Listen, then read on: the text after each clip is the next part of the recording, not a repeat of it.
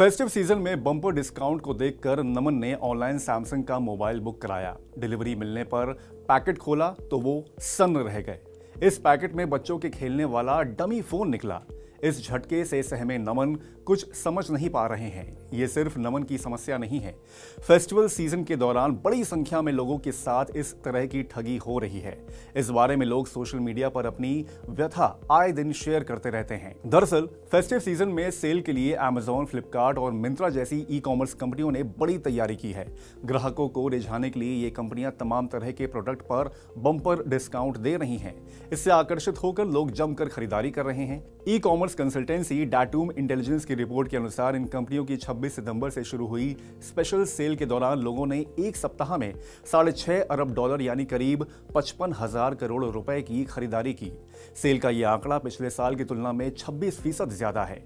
E commerce platform Shiprocket की report के अनुसार इस साल फेस्टिवल सीजन में अक्टूबर से दिसंबर के दौरान ई कॉमर्स का कारोबार $12 अरब यानी कि 1 लाख करोड़ रुपए के पार जाने का अनुमान है। खास बात यह है कि इस कारोबार में क्विक कॉमर्स का कंट्रीब्यूशन $1 अरब यानी करीब 84 करोड़ रुपए रहेगा।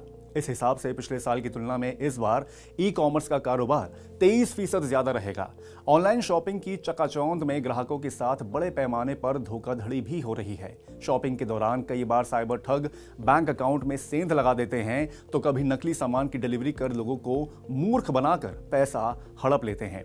अब सवाल यह है कि अगर ऑनलाइन शॉपिंग में नमन की तरह आपको कोई नकली सामान डिलीवर कर दे तो क्या करें? इस तरह के हालात से बचने के लिए सबसे पहले आपको पहला कदम प्रोडक्ट खरीदते समय ही उठाना चाहिए। जब आप ऑनलाइन कोई प्रोडक्ट बुक करते हैं तो कंपनियां ओपन बॉक्स डिलीवरी का ऑप्शन देती हैं। इस सुविधा के तहत खरीदे गए प्रोडक्ट को डिलीवरी से पहले बॉक्स ओपन करके दिखाया जाता है। इस ऑप्शन को चुनने के बाद भी आपको कुछ और बातों पर भी गौर करना चाहिए। जब आप किसी प्रोडक्ट की डिलीवरी रिसीव कर रहे हैं तो उस पैकेट को खोलते समय उसका वीडियो बनाएं। इसके फोटो भी क्लिक कर सकते हैं। अगर आपको नकली या डिफॉल्ट प्रोडक्ट मिलता है तो इस सबूत के साथ उसे एक्सचेंज करना या रिफंड पाना आसान हो जाता है। इस मामले में फोटो लेने के बजाय वीडियो रिकॉर्डिंग करना ज्यादा बेहतर रहेगा। जैसे ही आपको पता चले कि प्रोडक्ट नकली है तो आपने जिस कंपनी के प्लेटफॉर्म से शॉपिंग की है उसके कस्टमर केयर से संपर्क करें।